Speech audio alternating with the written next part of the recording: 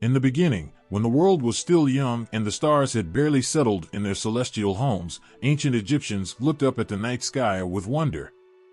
They saw a tapestry of light, patterns, and shadows, and from this celestial canvas, they began to weave stories of gods and goddesses who shaped their world. Egyptian mythology, with its rich and vivid tales, sprang from the deep well of the Egyptian people's imagination and spirituality.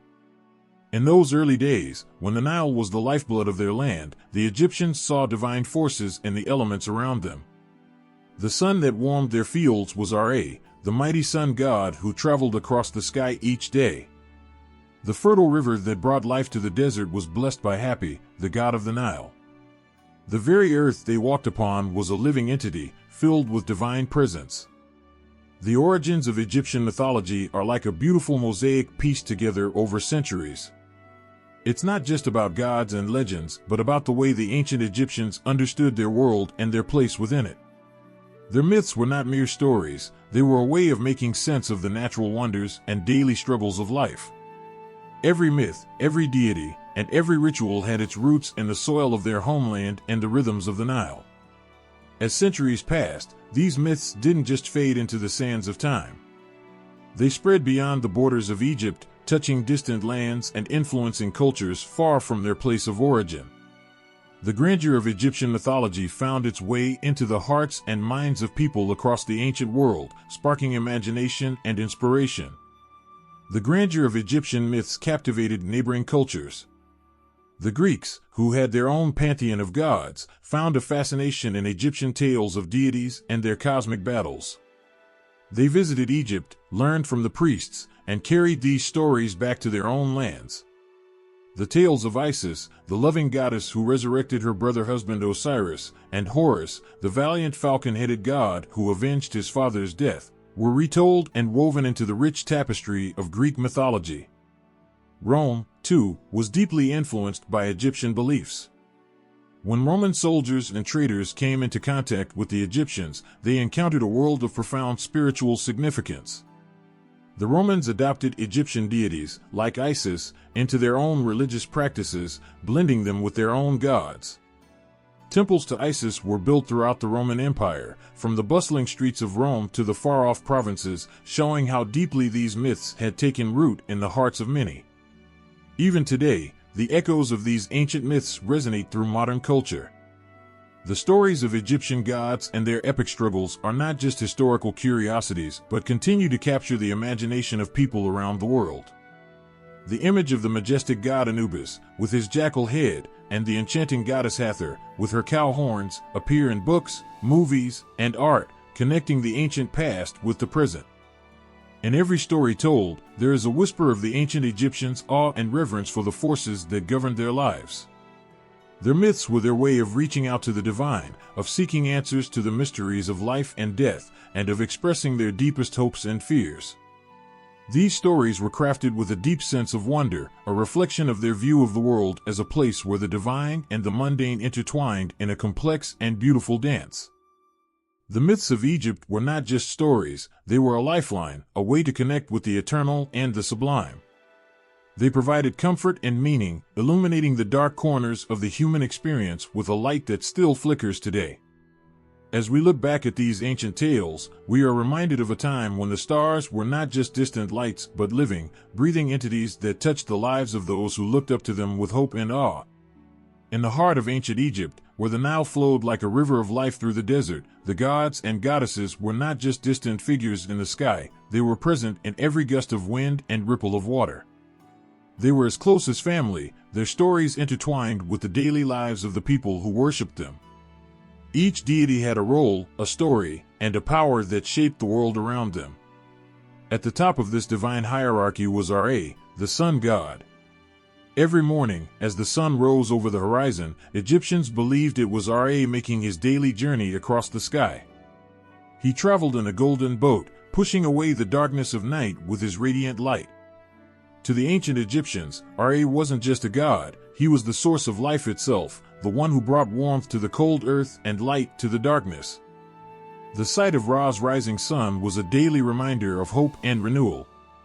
Beside Ra stood Osiris, the god of the afterlife. Osiris's story was one of both tragedy and hope. He was once a king, loved by his people, who was betrayed and murdered by his envious brother, Set. But Osiris's tale didn't end in death.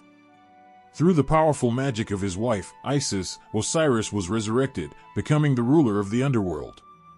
His story gave Egyptians a glimpse of life after death, a promise that even in the face of the greatest darkness, there was a chance for rebirth and eternal peace. Isis, the wife of Osiris, was revered not only for her magic but for her deep, nurturing love. She was a goddess of motherhood and magic, whose devotion to her husband and son, Horus, became legendary. Her sorrow at Osiris's death and her relentless quest to resurrect him spoke to the heart of every Egyptian who sought protection and love from the divine. Then there was Horus, the son of Osiris and Isis, who took on the mantle of avenger and protector. With the head of a falcon and eyes that shone like the sun and the moon, Horus fought against Set to reclaim his father's throne. His struggle was more than a personal battle, it symbolized the eternal fight between order and chaos. To see Horus in the sky was to feel the divine protection and strength that kept the world in balance. Set, the god of chaos and desert storms, was a complex figure. While he represented the destructive forces of nature, he was also a necessary part of the cosmic order. Without Set's storms, the desert would not have been cleansed and renewed. His presence reminded the Egyptians that even chaos had a place in the grand design of life. Anubis, with his jackal head, was the guide of souls. As the god of mummification, he ensured that the dead were properly prepared for their journey to the afterlife. Anubis's role was crucial. He was the one who would weigh the hearts of the deceased against the feather of Maat, the goddess of truth. This moment of judgment determined whether the soul would be granted eternal life or be devoured by Ammit, the devourer of souls. In the heavens, Thoth, the ibis-headed god of wisdom and writing, kept the universe in balance with his knowledge. He was the scribe of the gods, recording the deeds and decisions that shaped the world. Thoth's wisdom was sought after by kings and gods alike, making him a bridge between the divine and mortal realms. The Egyptian Pantheon was not just a collection of gods, it was a living tapestry of the forces that governed every aspect of existence. Each deity had a unique story, personality, and role. They were not distant or indifferent, but actively involved in the lives of those who worshipped them. The Egyptians believed that their gods were always watching, guiding, and sometimes even testing them. Their myths were a way to understand the natural world, to find comfort in times of distress, and to connect with the divine. As these gods and goddesses interacted with one another, they created a complex and rich mythology that was deeply woven into the fabric of Egyptian life. Their stories were passed down through generations, becoming a part of the cultural and spiritual heritage of one of the greatest civilizations in history. Each tale was a thread in the grand narrative of creation, life, death, and rebirth, reflecting the deep connection the Egyptians felt with their gods and the world around them. Imagine stepping into a world where words are magic, where ancient texts hold the keys to eternity and the whispers of the past linger in every line.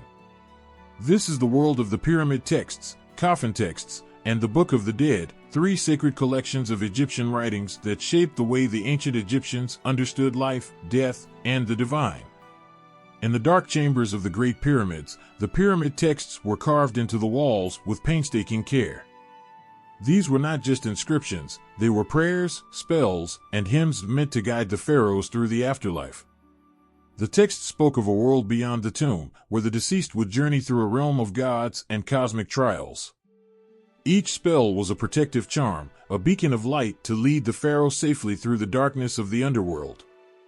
The pyramid texts were among the earliest known religious writings in human history. They offered a glimpse into the Egyptian belief that death was not an end but a passage to another existence. The texts depicted scenes of divine judgment and the pharaoh's ultimate triumph over chaos, ensuring that he would join the gods among the stars. The walls of the pyramids, adorned with these sacred words, were transformed into a protective barrier against the uncertainties of the afterlife. As time moved forward, the coffin texts emerged, continuing the tradition of guiding the deceased. These texts were not confined to the grand pyramids, but were inscribed on the coffins of ordinary people, bringing the promise of the afterlife to those beyond the royal tombs. The coffin texts were more accessible, written in a language that could reach a wider audience, and they were meant to accompany the dead on their journey through the underworld. In the dimly lit chambers of the coffins, these texts were like whispers of hope and reassurance. They provided instructions for the deceased to navigate the challenges they would face in the afterlife. Each spell and prayer was a lifeline, offering protection and guidance, ensuring that the deceased could overcome any obstacle and find peace in the eternal realm. Then came the Book of the Dead, a masterpiece of Egyptian literature that captured the essence of their spiritual beliefs in a single, comprehensive work. Unlike the pyramid and coffin texts, the Book of the Dead was not a static collection but a personalized guide tailored to each individual. It was a book of spells, prayers, and rituals, created to help the deceased navigate the journey to the afterlife, survive the trials they would face, and ultimately reach a state of eternal bliss. The Book of the Dead was a treasure trove of divine wisdom.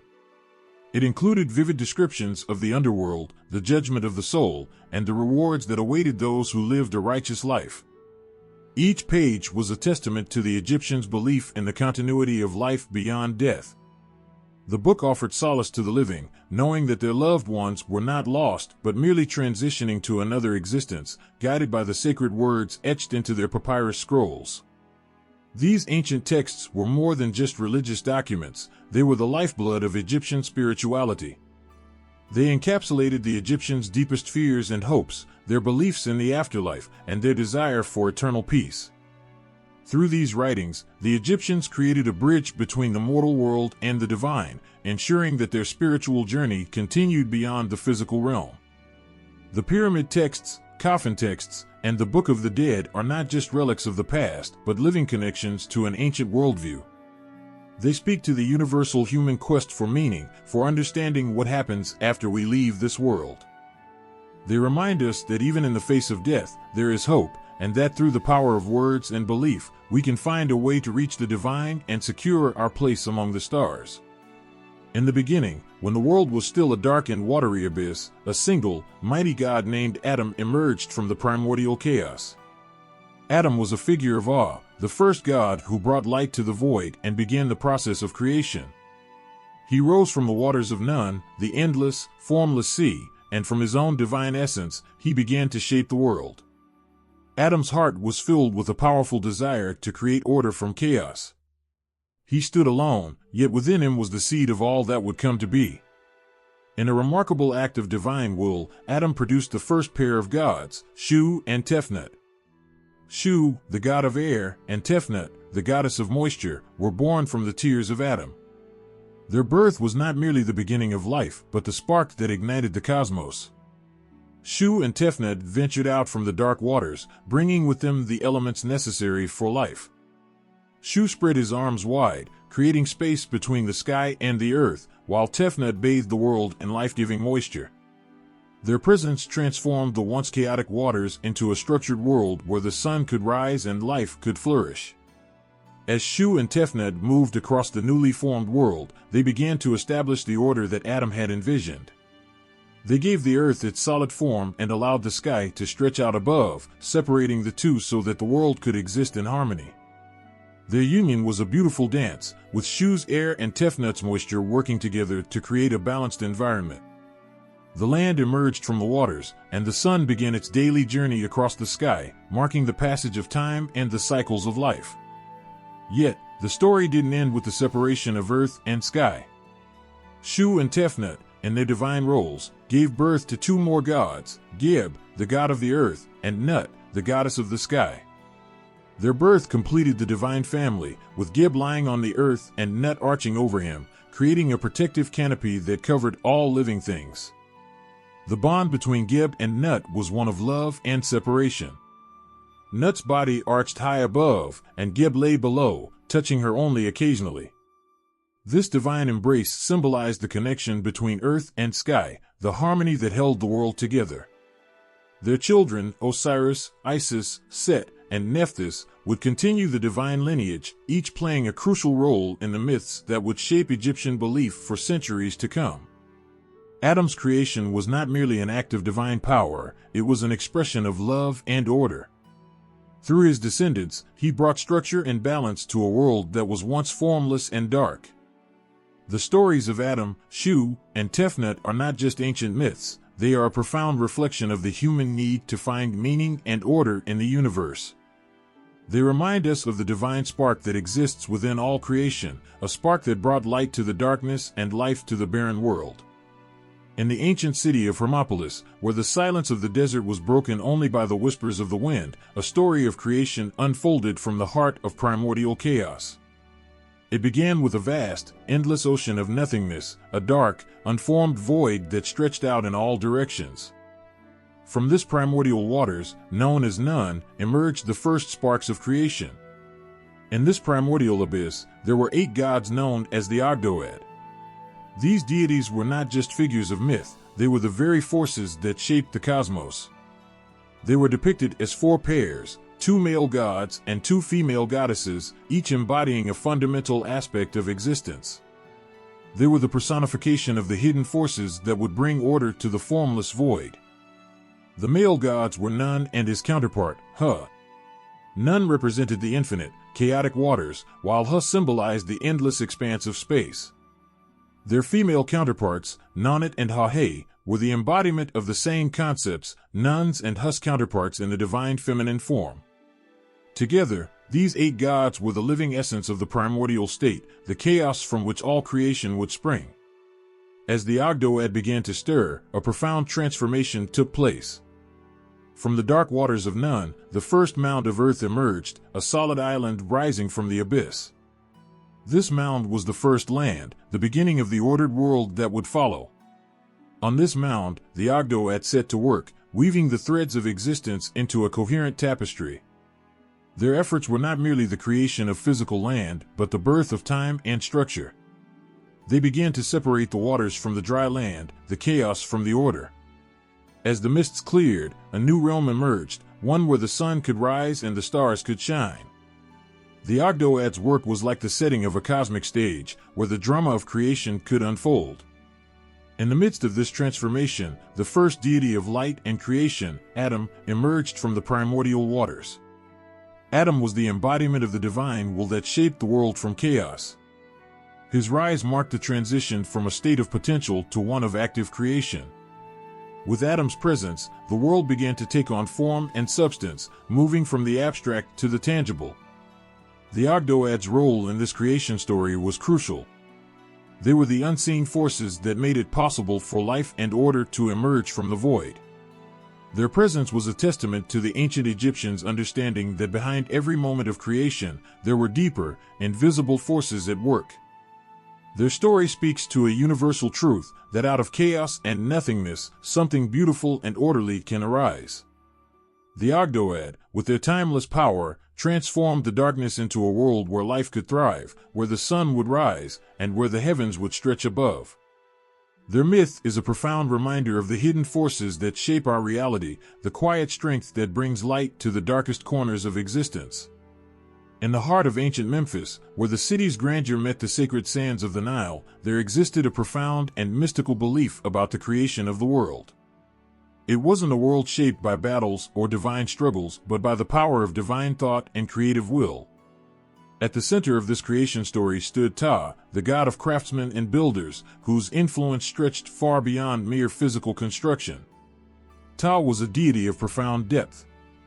Unlike other gods whose powers were expressed through grand actions or fierce struggles, Ptah's essence lay in his ability to conceive and create through the sheer force of thought. In this ancient belief, creation began not with a flurry of activity but with a moment of silent, divine contemplation. Ptah existed in the primordial void, surrounded by the nothingness before the world came into being. He was not just a creator but the very embodiment of divine intellect and imagination. His creation began with the most silent of acts. He thought about the world. This act of divine thought was so powerful that it alone was enough to bring the universe into existence. From Ptah's mind flowed the ideas and forms of the universe.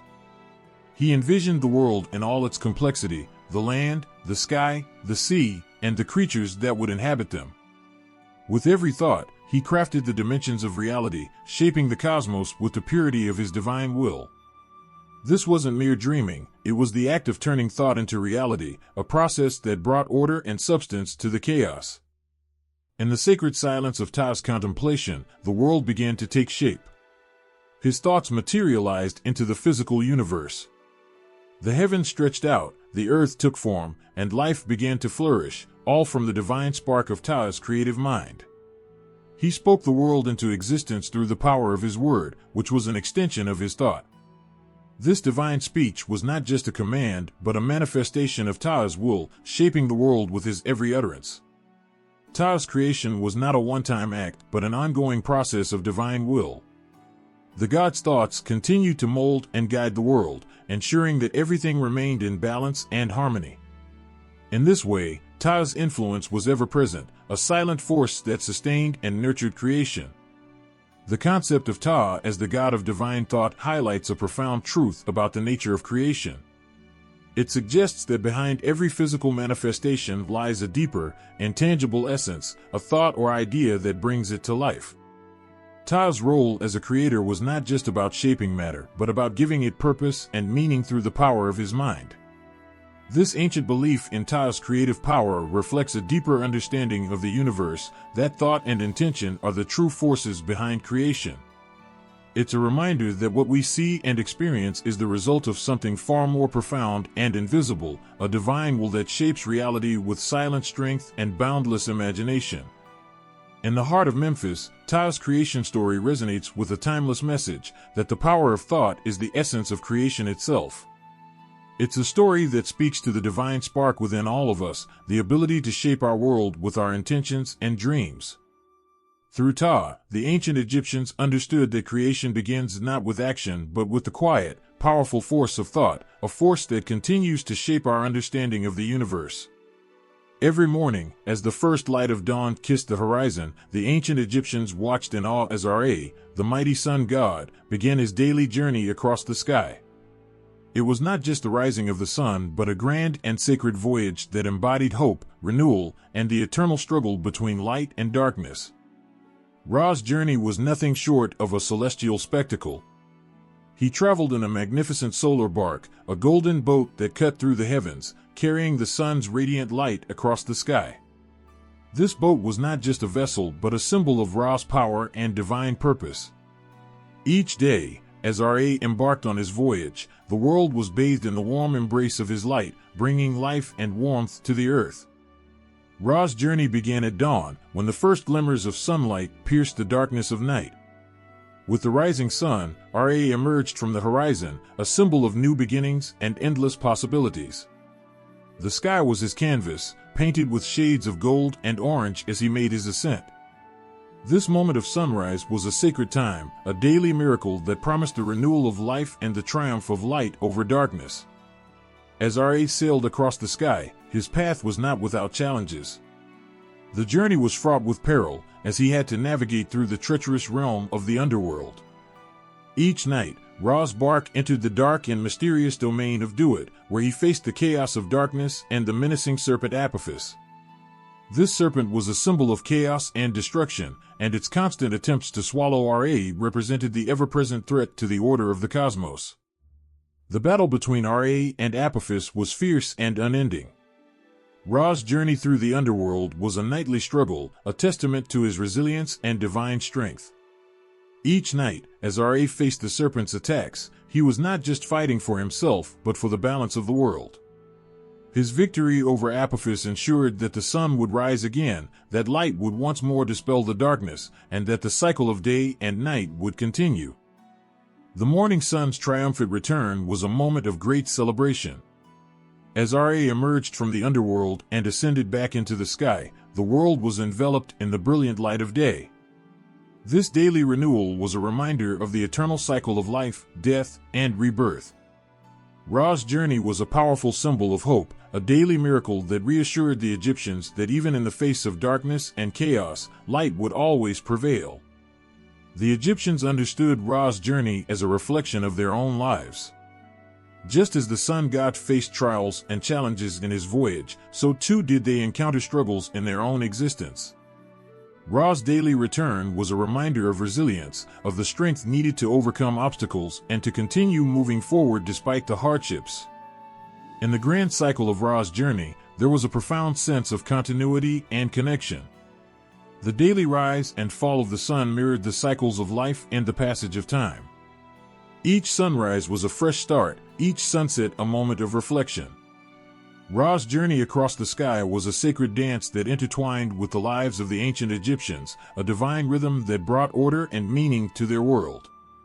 Ra's daily voyage was more than just a celestial event, it was a deeply spiritual experience that connected the Egyptians to the divine. His journey was a testament to the power of light, the strength of hope, and the eternal struggle to maintain balance in a world full of challenges. As Ra sailed across the sky, he carried with him the hopes and dreams of an entire civilization, illuminating their world with the promise of a new day and the eternal presence of divine grace. In the heart of ancient Egypt, the tale of Osiris stands as a powerful testament to the themes of death, loss, and rebirth. Osiris was not just a god, he was the embodiment of the cycle of life and the promise of eternal life. His story, filled with tragedy and hope, touched the very soul of Egyptian belief. Osiris was once a beloved king, ruling with wisdom and kindness. His reign was a time of prosperity and peace, and he was cherished by his people. However, this golden era was shattered by treachery and betrayal. His own brother, Set, consumed by jealousy and hatred, conspired against him. In a cruel twist of fate, Set lured Osiris into a coffin, which he then sealed and cast into the Nile. The coffin drifted away, and Osiris was lost to the world. The news of Osiris's death plunged the land into mourning. His devoted wife, Isis, was heartbroken. She refused to accept that her beloved husband was truly gone. With incredible determination and love, Isis embarked on a perilous quest to find and retrieve Osiris's body. Her journey was not just a physical search, but a profound act of devotion and hope. After many trials, Isis found Osiris's body, and with the help of her powerful magic, she performed a miraculous ritual to resurrect him. The act of bringing Osiris back to life was not just about returning him to the land of the living, it was about transforming him into a divine being who would rule the underworld. Through her magic, Osiris was reborn, not as a mortal king but as the eternal god of the afterlife. Even in his resurrection, Osiris was forever changed. He did not return to the world of the living but took his place as the ruler of the underworld, overseeing the realm of the dead. His transformation was a powerful symbol of the cycle of life and death. Osiris's new role was to judge the souls of the departed, guiding them to their final resting place and ensuring that they found peace in the afterlife. The story of Osiris was a profound message of hope and renewal. His death and resurrection were not just personal tragedies but universal symbols of the eternal cycle of existence. To the ancient Egyptians, Osiris's fate showed that death was not the end but a transition to another state of being. Through his resurrection, Osiris offered the promise of eternal life to those who lived righteously and followed the path of truth. In the halls of the underworld, Osiris presided over the judgment of souls. He was not a figure of fear but one of compassion and justice. His presence in the afterlife was a reassurance that the departed would find their way, that they would be judged fairly, and that their souls would have a chance for eternal peace. The heart of the deceased was weighed against the feather of Ma'at, the goddess of truth, and Osiris's guidance ensured that only the pure of heart could enter the blessed fields of Aru, the Egyptian paradise.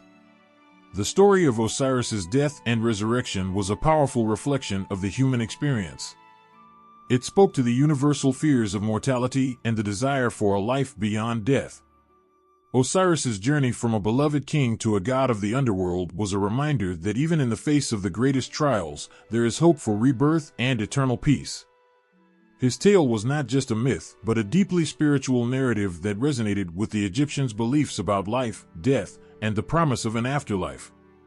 In the midst of heartache and despair, one goddess stood as a beacon of hope and unwavering love, Isis. Her story is one of profound devotion and magical power, especially in the face of the devastating loss of her beloved husband, Osiris.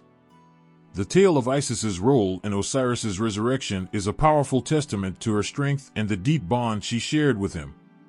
When Osiris was tragically murdered by his envious brother Set, and his body cast adrift in the Nile, the land was plunged into mourning. Isis, heartbroken but resolute, could not accept the finality of his death. Driven by a love that transcended even the boundary between life and death, she embarked on a harrowing quest to find Osiris's body. Her journey was one of both physical and emotional trials. She traveled far and wide, defying all odds and dangers, driven by her determination to restore Osiris to life. Isis's quest was not just a personal struggle but a profound act of divine intervention. Her love for Osiris and her role as a goddess of magic and motherhood were intertwined in this epic endeavor. When Isis finally found Osiris's body, she was faced with the immense challenge of bringing him back from the clutches of death. Using her immense magical powers, she performed an ancient and sacred ritual. It was not just a spell, but an intricate and powerful act of divine magic. With every incantation, she drew upon the deepest reserves of her power and love, channeling it into a force that could transcend the boundaries of life and death. The moment of resurrection was nothing short of miraculous. Isis's magic breathed life back into Osiris, but it was not a return to the mortal world. Instead, Osiris was transformed, taking his place as the ruler of the underworld. This act of resurrection was a profound transformation.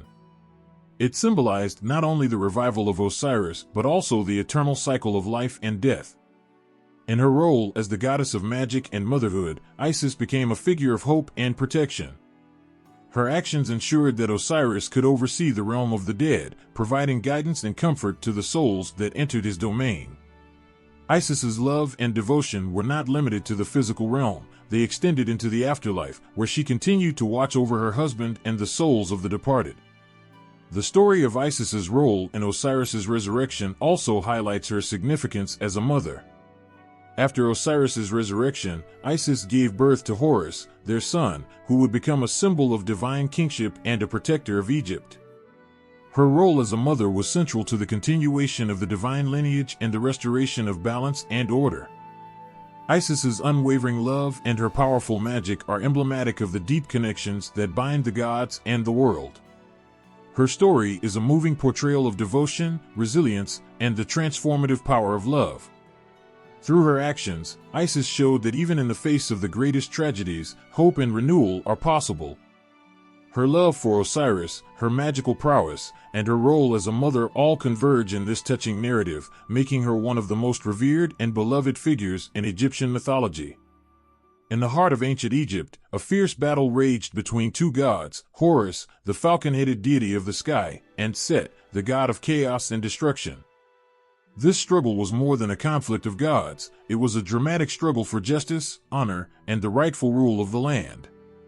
Horus, the son of Osiris and Isis, inherited a legacy marked by profound loss and the quest for justice. His father, Osiris, had been murdered by Set, his uncle, and the land had suffered under Set's cruel reign. With his father gone and his mother's heart filled with grief, Horus took up the mantle of avenger and rightful heir. His determination was fueled by the deep desire to restore balance and order to a world overshadowed by chaos. The struggle between Horus and Set was not just a battle of strength, but a clash of ideals. Horus, with the head of a falcon, symbolized the clear skies, vision, and the divine right to rule. His eyes, sharp and penetrating, saw through the darkness and deceit that Set brought. Set, on the other hand, was a god of storms and chaos, a force that sought to upend the order of the cosmos. His actions were driven by jealousy and a hunger for power. The battles between Horus and Set were legendary. They fought with a ferocity that shook the heavens and the earth. Each battle was a test of endurance and strength, with Horus's keen vision and aerial agility clashing against Set's brute force and cunning. The fight was not just physical but symbolic of the eternal struggle between order and chaos, light and darkness. One of the most poignant moments in their struggle was the fierce combat on the Nile. As Horus and Set clashed, the very waters of the Nile seemed to reflect their turmoil. The gods fought with weapons and wits, each seeking to prove their superiority and claim the throne of Egypt. The violence of their conflict was a reflection of the broader turmoil in the world, a world where stability and peace seemed distant dreams. Amidst the chaos, Horus's resolve never wavered. His purpose was clear: to avenge his father's death and reclaim his rightful place as the ruler of Egypt. His struggle was not just for personal gain, but for the restoration of justice and the rightful order. Each victory and setback in battle only strengthened his determination. Horus's courage and unyielding spirit made him a symbol of hope for those who longed for peace and justice. Set, though powerful and relentless, was ultimately a symbol of the chaotic forces that could never truly dominate. His reign was marked by destruction and fear, but it was Horus's struggle that showed the way forward. The gods' battle was a reflection of the cosmic struggle that shaped the world, a struggle that was eventually resolved through Horus's persistence and the divine support he received from his family and allies. The final confrontation between Horus and Set was not just a battle but a turning point. It was a moment where the tides turned, and Horus's strength and righteousness began to overshadow Set's chaos. The struggle reached its climax, with Horus emerging victorious. His victory was more than just a personal triumph, it was the restoration of balance and order to the world. It was a moment of profound significance, marking the end of Set's tyranny and the beginning of a new era. Horus's victory over Set was celebrated with great joy and relief. It was a reaffirmation of the divine right to rule and the enduring power of justice and order. The people of Egypt rejoiced as their land was freed from the shadow of chaos, and Horus was hailed as a hero and a rightful ruler. His struggle and victory were a testament to the enduring power of hope and the unbreakable spirit of those who fight for what is right. The story of Horus and Set is a powerful and moving tale of resilience and justice. It's a story that resonates with the eternal struggle between light and darkness, order and chaos. Horus's fight was not just for himself, but for the restoration of balance and the fulfillment of a divine promise. His struggle was a beacon of hope, a reminder that even in the face of overwhelming odds, courage and determination can bring about a new dawn. In the mythic landscape of ancient Egypt, Set stood as a towering figure of chaos and destruction. His presence was both feared and revered, for he was a god whose actions shook the very foundation of the world. His conflicts with Osiris and Horus are tales of profound struggle and cosmic upheaval, leaving a mark on the hearts of those who heard them. Set's story began with his insatiable thirst for power. Driven by envy and a relentless desire to dominate, Set's actions cast a shadow over the land. The first devastating blow came when he murdered his brother Osiris, the beloved king and god of the afterlife. This act of treachery was more than just fratricide, it was an assault on the divine order and a plunge into darkness. The murder of Osiris was a horrific event that sent ripples of despair through the world. Set's act was driven by jealousy and ambition, a destructive force that seemed to defy the natural balance. With Osiris out of the way, Set seized control, bringing with him a reign of chaos and suffering. His rule was marked by storms, destruction, and an unending turmoil that gripped the land. The world seemed to be unraveling under Set's dominance, with order replaced by fear and confusion. The arrival of Horus, Osiris's son, brought a glimmer of hope to a world in darkness. Horus, with his falcon head and fierce resolve, was the embodiment of justice and rightful rule. The conflict between Horus and Set was not just a clash of wills, but a cosmic struggle between order and chaos, light and darkness. Horus's mission was clear: to avenge his father's death and restore balance to the world. His very existence was a challenge to Set's dominance, and the battles that ensued were a testament to the strength of both gods. The confrontations between Horus and Set were intense and marked by great sacrifice. Each battle was a test of endurance and strength, with Horus fighting not just for personal revenge, but for the future of the world. Set's attacks were brutal and relentless, reflecting his chaotic nature. He wielded storms and violence, using every means at his disposal to thwart Horus's quest for justice. The heavens and earth bore witness to their struggles, each clash echoing with the fierce energies of their divine conflict. Set's defiance was not merely a contest of physical strength, but a profound challenge to the divine order. His actions threatened to unravel the very fabric of the cosmos. The world seemed to teeter on the brink of destruction as Set's chaos clashed with Horus's determination. Yet, Even in his attempts to overthrow the natural order, Set's relentless pursuit was marked by a certain tragic grandeur. His character, though feared, was a symbol of the darker forces that exist alongside creation. In their final confrontation, the struggle between Horus and Set reached its zenith.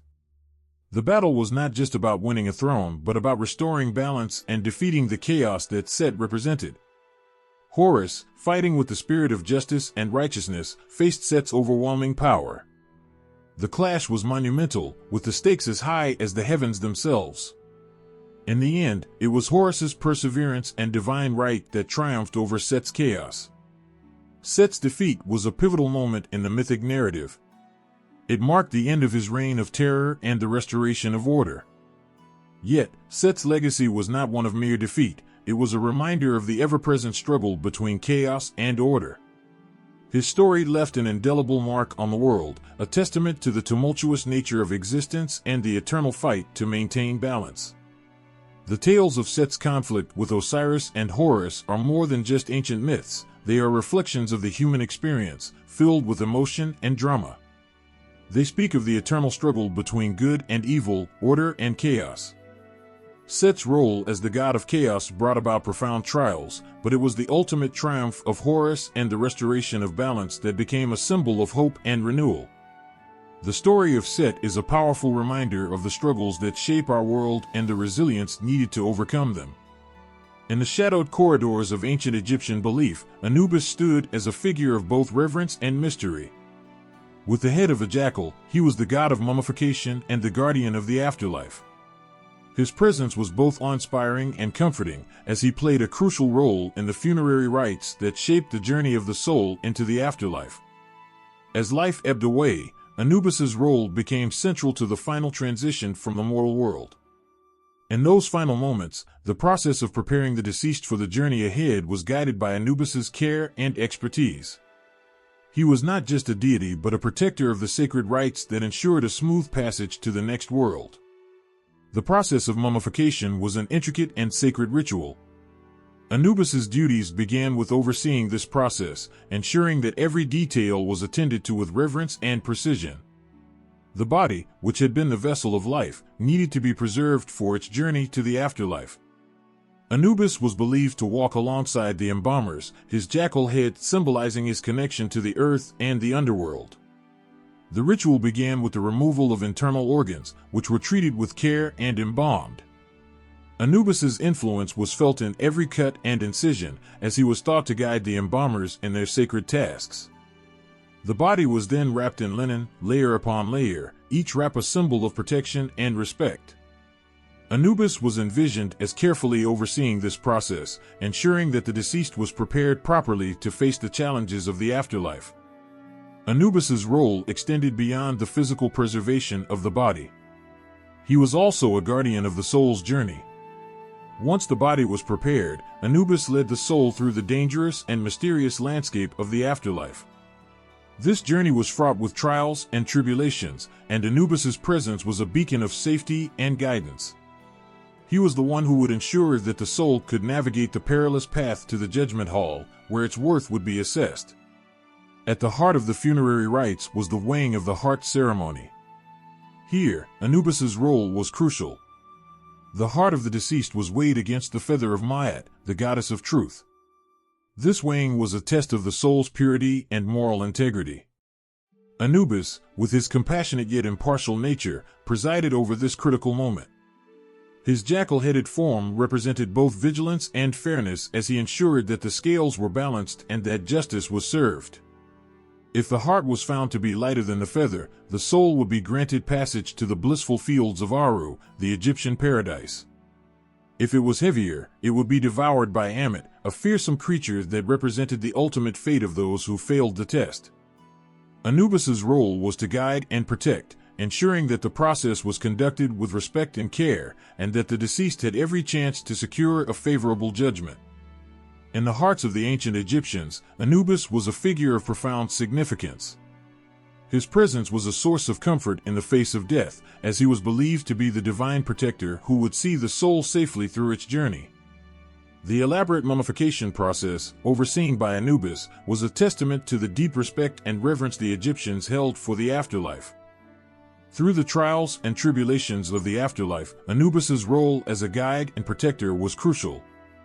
He was the divine figure who ensured that the soul's journey was as smooth as possible, providing reassurance that the deceased was not alone in the vast and unknown world beyond. Anubis's influence was felt in every step of the journey, from the meticulous preparation of the body to the final moments of judgment. In the end, Anubis's legacy is one of care and compassion. His role in the funerary rites was a profound reflection of the Egyptians' belief in the continuity of life beyond death. Anubis's guidance and protection offered comfort and hope to those navigating the unknown, ensuring that every soul had the chance to find peace and eternal rest. In the grand tapestry of Egyptian mythology, Thoth emerged as a beacon of wisdom and truth. His presence was both revered and indispensable, as he held a central role in the creation of the world and the judgment of souls. With the head of an ibis and the body of a man, Thoth embodied the essence of wisdom and knowledge, guiding both the gods and mortals through the mysteries of existence. The story of Thoth begins in the very moments of creation. When the universe was still taking shape, Thoth was there, weaving order into the chaos. His knowledge and wisdom were not just passive, they actively shaped the world. As the scribe of the gods, Thoth was responsible for recording the events of creation and ensuring that everything unfolded according to divine plan. His writings were not mere marks on a page, but powerful symbols of cosmic order. Thoth's role was to bring structure and meaning to the universe, ensuring that creation was both beautiful and harmonious. In the aftermath of creation, Thoth's wisdom extended to the intricate balance of life and death. As the god of writing and knowledge, Thoth was also the guardian of the sacred texts and spells that guided the souls through the afterlife. His role was not just to observe, but to actively participate in the judgment of the deceased. In the Hall of Ma'at, where the souls were weighed, Thoth's presence was crucial. He stood as the divine scribe, recording the outcomes of the weighing of the heart, a ceremony that determined the soul's fate. As the scales of justice balanced the heart of the deceased against the feather of Ma'at, Thoth was the one who inscribed the results with unerring accuracy. His role was to ensure that every detail was recorded with absolute fairness and precision. The heart, symbolizing the soul's purity, was weighed against the feather, representing truth and justice. Thoth's meticulous recording of the outcome was essential to the process, ensuring that the judgment was both just and impartial. Thoth's involvement went beyond mere record-keeping. His wisdom was instrumental in interpreting the results of the judgment. If the heart was found to be lighter than the feather, Thoth would record the soul's entry into the blissful fields of Aru, the Egyptian paradise. If the heart was heavier, it meant that the soul faced a more daunting fate. Thoth's role was to ensure that every soul's journey was documented with clarity, leaving no room for error or injustice. Thoth's contributions were not limited to the afterlife. In the mortal world, he was revered as the god of wisdom, writing, and magic. His influence was felt in every aspect of life, from the crafting of spells to the recording of historical events. Thoth's wisdom was sought by both gods and mortals, as he provided guidance and insight into the mysteries of existence. His teachings and writings were considered sacred, carrying the weight of divine authority. In the quiet moments of contemplation, Thoth's wisdom shone brightly. He was seen as the mediator between the gods and humanity, offering insights that bridged the gap between the mortal and divine realms. His presence was a source of comfort and clarity, guiding individuals through the complexities of life and death. Thoth's wisdom was not just theoretical but practical, providing answers to the questions that shaped the lives of those who sought his guidance. As the god of wisdom, Thoth's legacy was one of profound significance. His role in creation and the judgment of souls was a testament to his deep understanding of the universe and his commitment to justice. Thoth's influence extended across the realms, ensuring that both the gods and mortals could navigate the mysteries of existence with confidence and grace.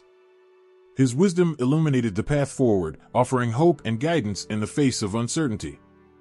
In the grand tapestry of Egyptian mythology, Thoth's role was indispensable.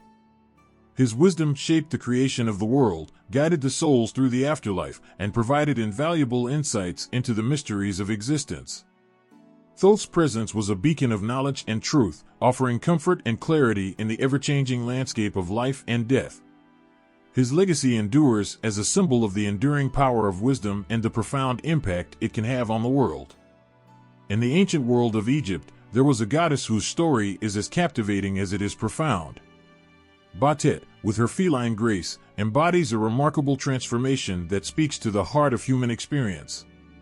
She began as a fierce and formidable warrior, but evolved into a beloved goddess of home and fertility, reflecting the deep and often complex nature of life itself. Bastet's origins were steeped in the wild and untamed. She was initially known for her role as a lioness, a fierce protector of the sun god Ra, and a guardian of the people against evil spirits and disease. Her presence was one of strength and fearlessness, with the lioness representing her raw power and unyielding courage. The roar of a lioness was feared, much like Bastet's initial form, whose energy was a formidable force against chaos. In those ancient times, Bastet's role was vital and her worship was intense.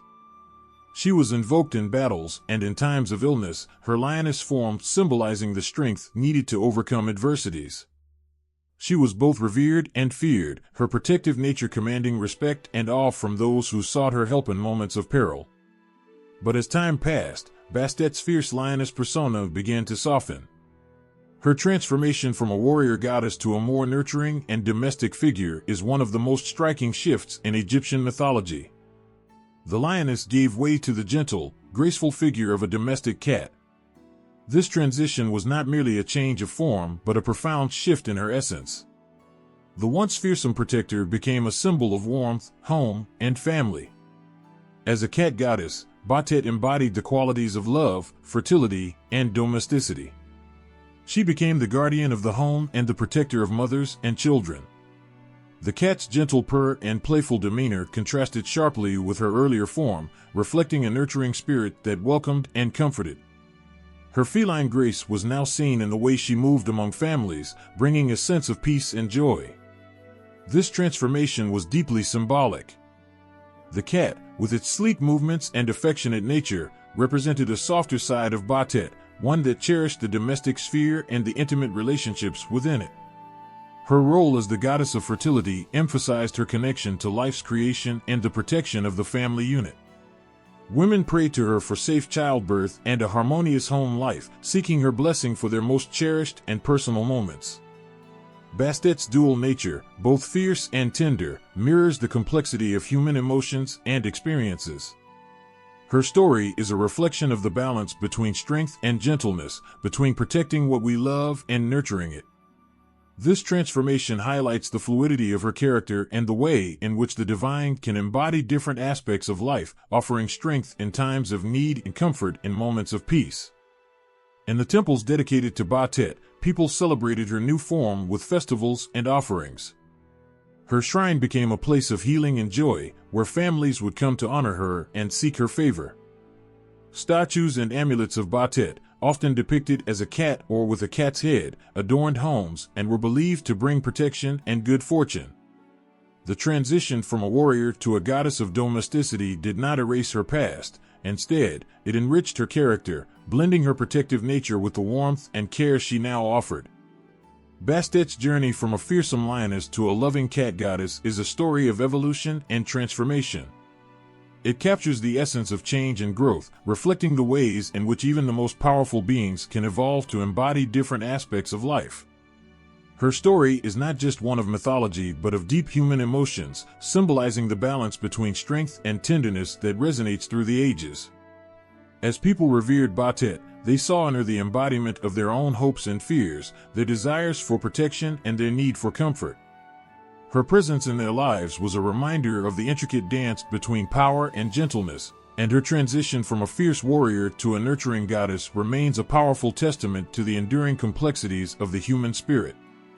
In the vibrant heart of ancient Egypt, there was a goddess whose presence brought light and joy to every corner of life. Hathor, the goddess of love and joy, was a beacon of happiness and fertility, her influence touching every aspect of human experience. With her radiant smile and musical charm, she held a special place in the hearts of those who sought both pleasure and solace. Hathor was often depicted with the head of a cow, a symbol of her nurturing and motherly qualities.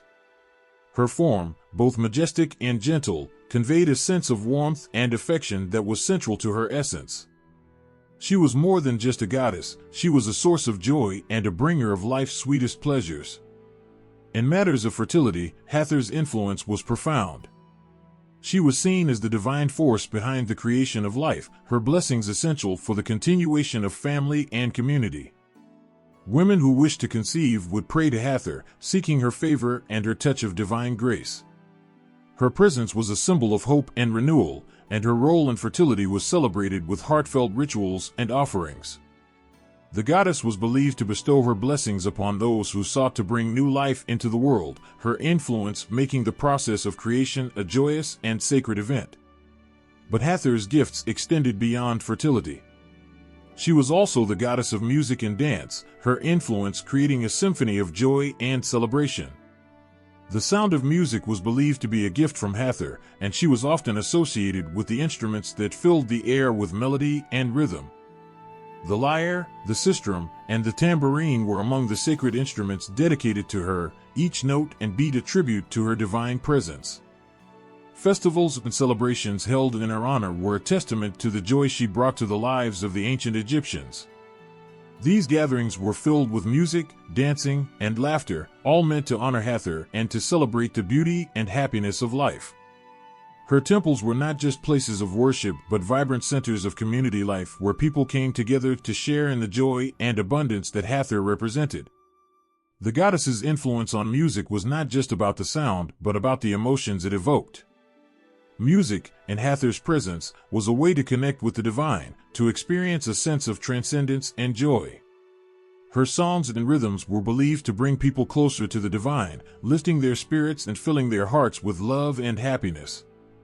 The music dedicated to Hathor was a celebration of life's pleasures, a reminder of the beauty and joy that she infused into the world. Hathor's role in love and relationships was equally significant. She was seen as the patron of love, her presence bringing harmony and affection to couples. In her name, people celebrated the bonds of love and sought her blessings for their relationships. Her influence was thought to encourage compassion and understanding, helping to nurture and strengthen the connections between individuals. In the quiet moments of reflection, Hathor's presence was felt as a source of comfort and inspiration. Her influence was not just a grand spectacle but a gentle, pervasive force that touched the everyday lives of those who worshipped her.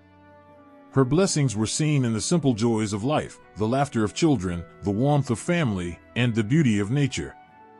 Hathor's gifts were woven into the fabric of daily existence, making each moment a chance to experience her divine joy and love. Hathor's legacy is a testament to the power of love and joy in shaping human experience. Her role as the goddess of fertility and music highlights the profound impact she had on the lives of those who honored her. Her influence was a reminder of the beauty and happiness that life has to offer, and her presence brought light and warmth to the hearts of all who sought her favor. Through her blessings, Hathor made the world a more joyful and loving place, her legacy enduring as a symbol of the divine pleasures that enrich our lives. Sekhmet, the lioness goddess of ancient Egypt, roared with a power that both terrified and mesmerized. Her presence was a storm of contrasts, both fierce and nurturing, her dual nature capturing the essence of life's most profound and intense experiences. As a lioness, she symbolized destruction and fierce wrath, but she also held the capacity for profound healing, making her one of the most complex and compelling deities in Egyptian mythology. In her role as the goddess of war and destruction, Sekhmet was a force to be reckoned with. Her eyes blazed with an intensity that could incite fear and awe. When Sekhmet unleashed her wrath, it was like a wildfire spreading through the land. Her rage was said to be so powerful that it could bring entire cities to their knees. Ancient stories tell of her insatiable thirst for blood, a force that drove her to wreak havoc upon those who had wronged the gods or disrupted the natural order. Her lioness form, fierce and untamed, was a living embodiment of nature's unbridled ferocity. Yet, beneath this fearsome exterior lay a goddess capable of extraordinary healing. Sekhmet's destructive power was not an end but a means to renewal and restoration. In her compassionate aspect, she was revered as a healer, bringing relief and recovery to those suffering from illness or injury. Her healing abilities were seen as a gift from the divine. Her power to cure as profound as her power to destroy was terrifying. It was believed that her touch could both inflict pain and provide solace, a testament to her dual nature. The stories of Sekhmet often intertwined her rage with her capacity for healing. In one tale, the gods, fearful of Sekhmet's destructive rampage, tricked her into drinking beer dyed red to resemble blood. This act of deception dulled her fury and transformed her wrath into a calm, soothing force. From this transformation emerged her role as a healer, as Sekhmet's rage was tamed, allowing her to channel her energy into restorative acts. This narrative highlights the delicate balance between her destructive power and her nurturing spirit. Her healing rituals were not merely physical but spiritual, offering a means to mend the soul as well as the body. Temples dedicated to Sekhmet often served as centers for medical care and spiritual guidance. Priests and priestesses, invoking her power, would use rituals and prayers to call upon her healing abilities, seeking her intervention for those in need. Sekhmet's role in these rites was both revered and essential, as her presence was believed to bring divine assistance in times of crisis. The emotional impact of Sekhmet's dual nature was profound. Her destructive power could incite fear, but it was also a reminder of the immense strength and energy that existed in the universe. Her healing abilities offered hope and comfort, a reassurance that even in the face of destruction, there was the possibility for recovery and renewal. Sekhmet's story was a reflection of the human experience, a powerful force capable of both immense harm and profound good, embodying the complexities of existence itself. In the quiet moments of worship, followers of Sekhmet would seek her favor not just to avoid her wrath, but to harness her healing powers. Her ability to balance destruction with restoration was seen as a divine quality, one that offered a deeper understanding of the cyclical nature of life. Through her, people came to recognize that destruction and healing are not opposing forces, but intertwined aspects of the same powerful energy. Sekhmet's legacy lives on as a symbol of the raw and transformative power that defines life. Her story is a poignant reminder of the ways in which strength and compassion can coexist, reflecting the intricate balance that governs the world. In the roar of Sekhmet, there was a call to both respect and embrace the complexities of existence, a reminder that within the most intense forces of nature, there is also the potential for great healing and renewal. Khnum, the ancient Egyptian god with the power to shape and create, held a place of profound significance in the hearts of those who believed in his divine craftsmanship. Known as the Potter of the Gods, Khnum's role in shaping humanity was not just a myth, but a deeply cherished belief that resonated with the essence of life itself. In the ancient world, Khnum was often depicted with the head of a ram, his strong and steady presence symbolizing his role as a creator.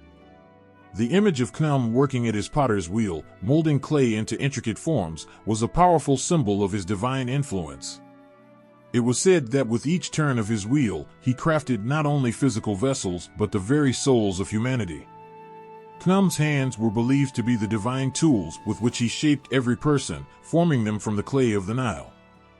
The river's rich silt was seen as the raw material from which Khnum sculpted human beings, breathing life into them with a touch that was both tender and transformative. To the ancient Egyptians, Khnum's act of creation was a deeply personal and sacred gesture, a reminder that every individual was shaped by the hands of a divine craftsman. Each person's life was thought to begin with Khnum's creative touch. The god was revered as the divine potter who fashioned the physical form and the unique characteristics of each person. His role went beyond mere creation. He was seen as a nurturing force who imbued his creations with life and purpose. In the quiet moments of reflection, worshippers would imagine Khnum's careful and loving hands molding them from the clay, infusing them with their own special gifts and qualities. Khnum's influence extended to the very essence of life and the natural world. His creation was not limited to humans. He was also believed to shape the fertility of the land and the abundance of the Nile. As the river flowed through the land, so did Khnum's creative power bring nourishment and life. The connection between Khnum and the Nile was sacred, as the river's life-giving waters were seen as an extension of his divine craftsmanship. In times of hardship or uncertainty, people would turn to Khnum for comfort and reassurance. They would offer prayers and rituals to seek his favor, asking for his guidance in shaping their destinies and finding their purpose. Khnum's role as a creator was not just a distant myth, but a living presence that provided hope and a sense of connection to something greater than themselves. The god's craftsmanship was celebrated in temples dedicated to him, where people came to honor his work and seek his blessings. Rituals and ceremonies often involved the use of pottery and clay, symbolic of Khnum's creative process. These acts of worship were a way for the people to express their gratitude and to recognize the divine touch that shaped their lives. Khnum's story was a powerful testament to the divine artistry that shaped the world and its inhabitants. His role in molding humanity was a reminder of the beauty and complexity of creation, and his influence was felt in every aspect of life. To the ancient Egyptians, Khnum was not just a god but a cherished artisan whose hands shaped their very existence, infusing their lives with meaning and purpose. In the quiet moments of reverence, the image of Khnum and his potters will serve as a poignant reminder of the divine presence that guided and shaped their lives. His creative power was a source of inspiration and comfort, a reminder that they were all part of a grand and beautiful design crafted by a loving and divine hand. In the ancient world, the origins of humanity were wrapped in stories both wondrous and profound. Each tale told of divine craftsmanship and sacred moments, painting a picture of how humans came to be. These accounts, rich with symbolism and emotion, offer a glimpse into how the ancients understood their place in the grand tapestry of life. One of the most touching stories comes from the myth of Khnum, the ram-headed god known for his role as the divine potter. According to this tale, Khnum shaped the first humans from the clay of the Nile River. He worked meticulously at his potter's wheel, molding each individual with care and precision. As his hands shaped the clay, he breathed life into his creations, imbuing them with the spark of divinity. Each person was formed with unique features and characteristics, making every individual a distinct work of art. The river's fertile silt was not just material but a sacred gift, turning ordinary clay into living beings. To the ancient Egyptians, this story was a comforting reminder that their very essence came from the hands of a loving and skilled creator. Another story takes us to Heliopolis, where the god Atum played a central role in the creation of humanity. In this myth, Atum was said to have created the first human beings from his own tears. After the world was formed and life began to flourish, Atum wept with joy and compassion. From these tears, humans were born, marking the beginning of their existence. This account emphasized the connection between the divine and human, suggesting that humanity's origins were deeply intertwined with the god's emotions and desires. It was a poetic reflection on the sacred bond shared between the creator and the created, illustrating how deeply cherished humanity was in the eyes of the divine. In the city of Hermopolis, a different view emerged from the ogdoad, a group of primordial deities. These ancient gods, representing chaos and potential, were believed to have played a role in shaping the world, including humanity. The myth suggested that humans emerged from the interaction between these primordial forces, a blending of the old and new. The creation of humanity in this context was seen as a significant event, symbolizing the transition from chaos to order. It highlighted the idea that human life was both a product of divine power and a testament to the universe's ongoing evolution. Memphis offered yet another perspective through the god Ptah, who was associated with creation by divine thought. In this account, Ptah's role was to conceive of humanity in his mind before bringing them into existence. His thoughts were seen as powerful forces that shaped the world, including human beings. This story emphasized the idea that creation began in the mind of the divine, and it was through Ptah's vision that humanity came to be. The act of creation was not just a physical process, but a manifestation of divine will and intellect, showing that humanity was a product of both thought and substance. Each of these stories, though different in detail, shared a common thread of reverence for the divine act of creation. They spoke to the ancient Egyptians' deep sense of connection to their gods and to the universe. Humanity was not seen as a random occurrence, but as a carefully crafted and cherished part of the divine plan. The accounts of human origins were more than just myths. They were a way for the ancient Egyptians to understand their place in the world and their relationship with the divine. These stories provided comfort and meaning, offering explanations for their existence and their connection to the gods. They highlighted the sacred nature of life and the profound respect with which humanity was regarded by the divine. In every tale, there was a sense of awe and wonder, a recognition of the extraordinary process that brought humanity into being. The gods who shaped and created were not distant or indifferent. They were deeply involved in the lives of their creations, their actions filled with love, care, and purpose. These stories were a testament to the divine artistry that shaped the world and the deep bond between the gods and the people they had brought into existence. In the quiet corners of ancient belief, there lies a profound and haunting narrative about the destruction of mankind, a story woven with divine wrath and a desperate need for renewal. These myths of divine retribution are not mere tales of doom but poignant reflections on humanity's place in the universe, the fragility of existence, and the powerful forces that shape life and death. One such tale speaks of the god Ra, the mighty sun god, who, in his role as the guardian of cosmic order, faced a world that had strayed from its divine path. The ancient Egyptians believed that as the sun set each evening, Ra would journey through the underworld, battling the forces of chaos to ensure the sun's return. However, when humanity's actions veered away from the divine will, when they became wicked, disobedient, and corrupt, Ra's patience wore thin. His heart hardened, and he decided that drastic measures were necessary to restore balance. Ra's solution was both terrifying and awe-inspiring. He sent his fierce daughter, Sekhmet, as the embodiment of divine wrath. Sekhmet descended upon the earth with a fury that was unrelenting.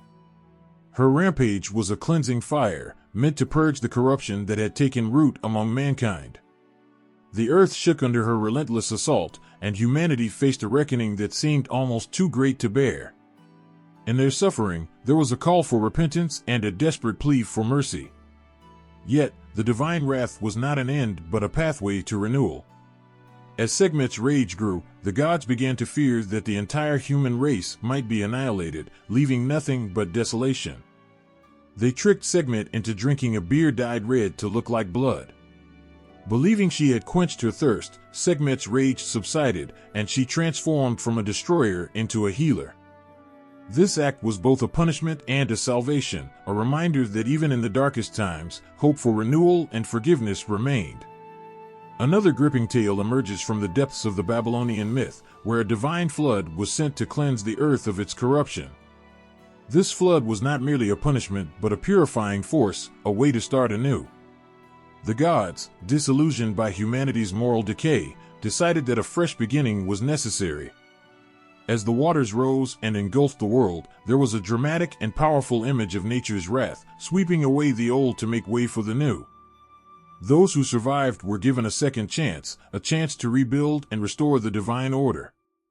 In these stories of destruction, there lies a deep sense of sorrow and a powerful emotional core.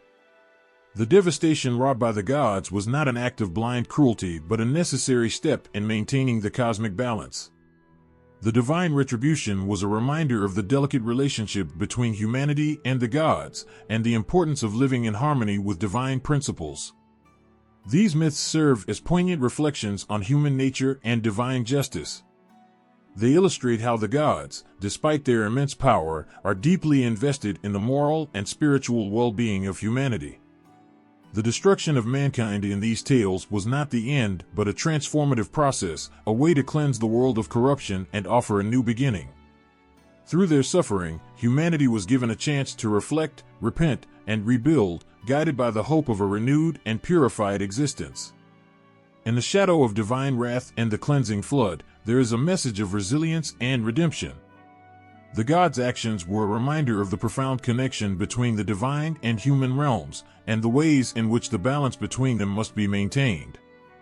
The myths of destruction are both a warning and a promise, a testament to the enduring hope for renewal and the chance for humanity to find its way back to the divine path.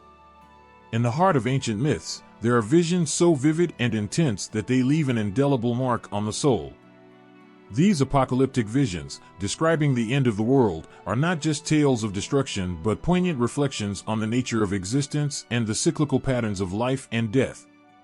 One of the most stirring images comes from the Egyptian mythology, where the end of the world is intertwined with the daily struggle of the sun god Ra. Each evening, as Ra sailed his bark through the dark underworld, the world held its breath.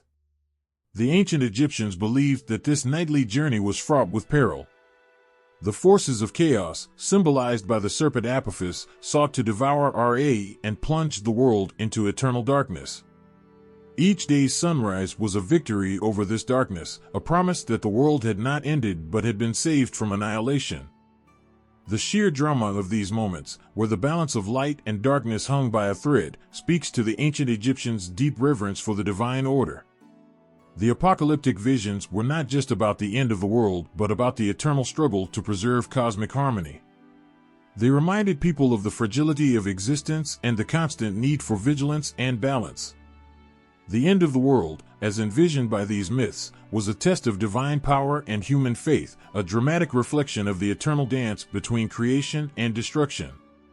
In contrast, the Babylonian myth of the end times reveals a world where divine anger and chaos converge in a cataclysmic flood.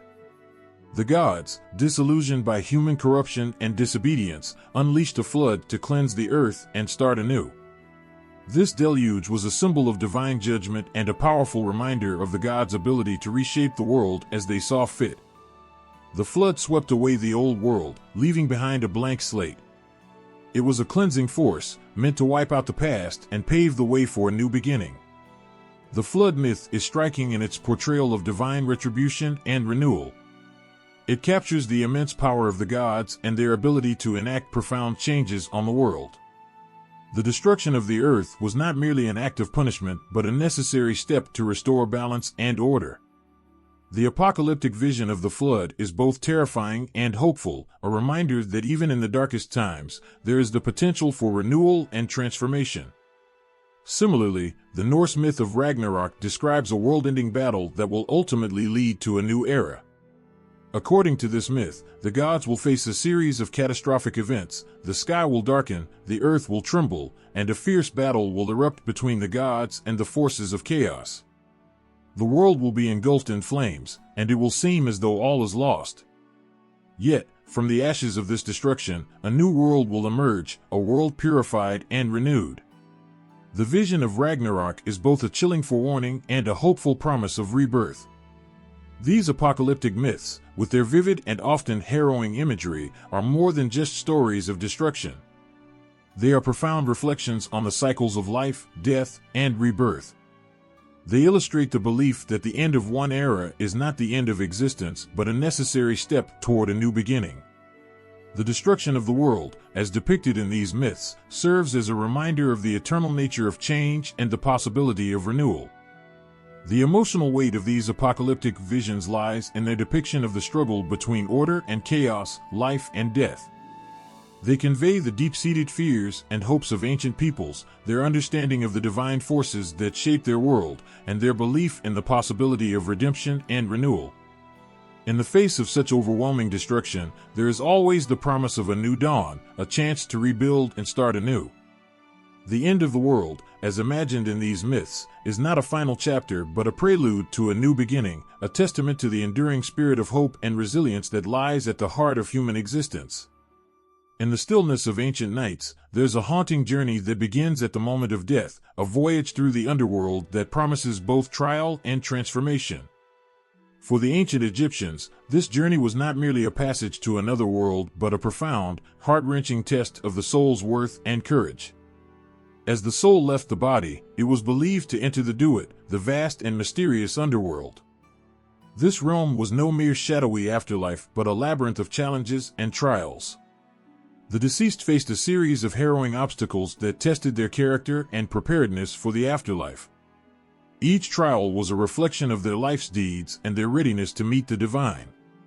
The journey through the underworld began with the crossing of a great river, the waters of which were filled with fearsome creatures and treacherous currents.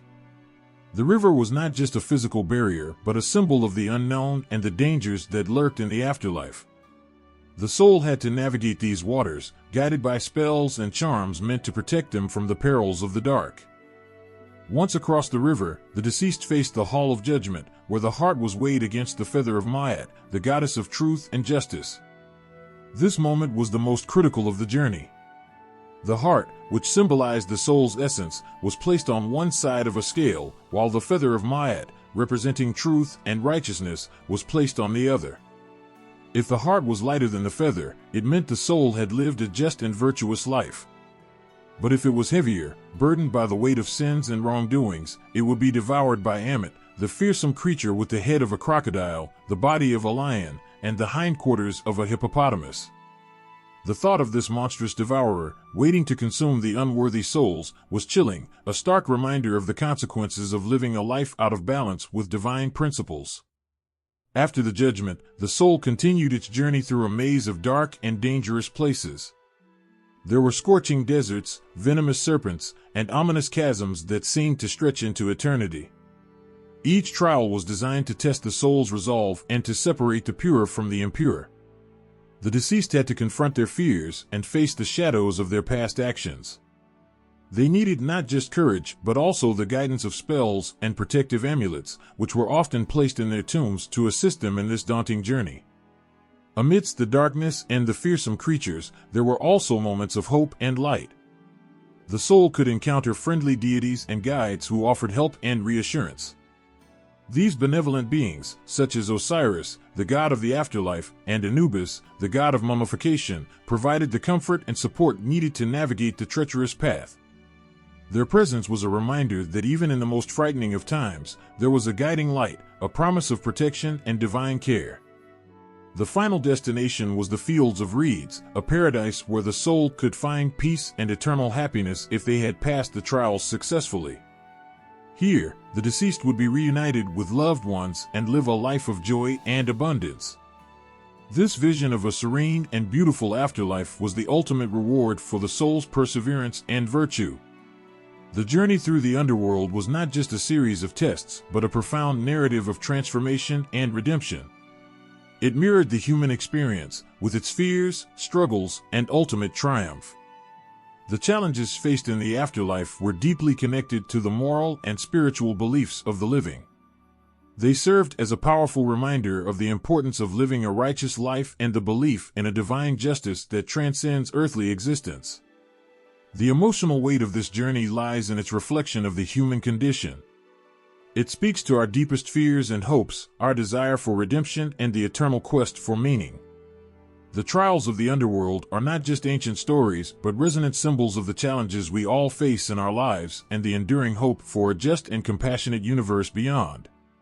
In the hushed shadows of the ancient Egyptian underworld, a moment of profound significance unfolds, a moment that echoes with the weight of every choice made in life. It is a moment that would define the eternal fate of the soul, a ritual known as the weighing of the heart. As the soul enters the Hall of Maat, there is an almost palpable tension in the air. Here, the heart, symbolizing the very essence of one's being, is separated from the body and placed upon a scale. On the other side of this scale rests the feather of Maat, the goddess of truth and justice. This feather is no mere trinket but a symbol of divine fairness, representing the purity of truth and the moral order of the universe. The heart's weight against the feather is not just a matter of physical balance, but a reflection of the soul's moral and ethical life.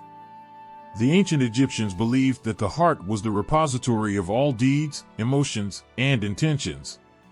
It was thought to be the seat of one's conscience, holding both the joy of righteous acts and the burden of wrongdoing.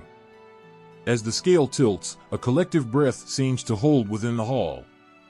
If the heart is lighter than the feather, it signifies a life lived with integrity and righteousness. It means that the soul has honored the principles of Maat, truth, justice, and harmony, and is therefore worthy of entering the eternal paradise, the Fields of Reeds. Here, the soul would find peace and reunion with loved ones, a reward for a life well lived. But if the heart is heavier, weighed down by deceit, cruelty, and wrongdoing, the outcome is dire. The scene is harrowing. The monstrous Ammit, a fearsome creature with the head of a crocodile, the body of a lion, and the hindquarters of a hippopotamus, waits to devour the unworthy soul. The thought of this beast, poised to consume the heart and thus obliterate the soul, is a chilling reminder of the consequences of failing to live a life aligned with divine justice. This moment is not merely about judgment but a powerful moral statement. It speaks to the core of human nature and the belief in a cosmic justice that transcends earthly life. The weighing of the heart captures the essence of ethical living, underscoring the significance of every action and intention. It is a vivid portrayal of the ultimate reckoning, where one's moral choices are laid bare and their consequences are fully realized. The emotional impact of this ritual is immense. It is a profound reflection on human vulnerability and the yearning for righteousness. The idea that one's entire life can be measured by the purity of their heart evokes both fear and hope. It prompts a deep introspection about the kind of person one strives to be and the legacy they wish to leave behind. This moment of judgment serves as a powerful metaphor for the universal human struggle to live a life of integrity and truth. It reminds us that every choice matters and that there is a greater moral order at work, one that holds each of us accountable for our actions. The weighing of the heart is not just an ancient ritual but a timeless reflection on the values that guide our lives and the deep-seated desire for justice and redemption. In the twilight of the ancient world, as the final trials of the underworld conclude, a soul might finally find itself standing on the threshold of an eternal paradise, known as the Field of Reeds. This is not just a reward but the culmination of a life lived with righteousness and virtue, a vision of boundless peace and joy that transcends mortal existence.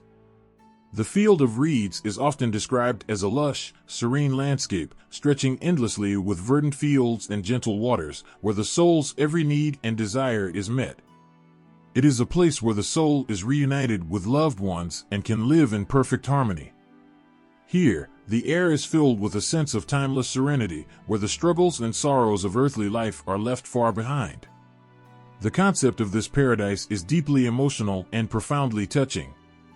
It embodies the ultimate reward for those who have lived justly, reflecting the ancient Egyptians' profound hope and belief in a benevolent afterlife.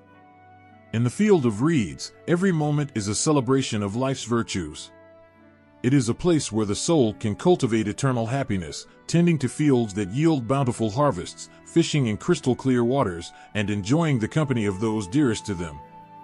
The land itself symbolizes eternal abundance and peace, a stark contrast to the harsh trials faced in the underworld. The notion of eternal life in this paradise carries a deeply moving promise. It's not just a place of rest, but a continuation of the soul's journey in a setting of absolute fulfillment and joy. The Field of Reeds is an idyllic reflection of earthly paradise, where the rewards are as boundless as the love and justice the soul has shown in life. It represents the ultimate affirmation of a life well lived, where the soul's virtues are eternally celebrated and its peace everlasting. For the ancient Egyptians, this vision of paradise was a source of profound comfort and motivation.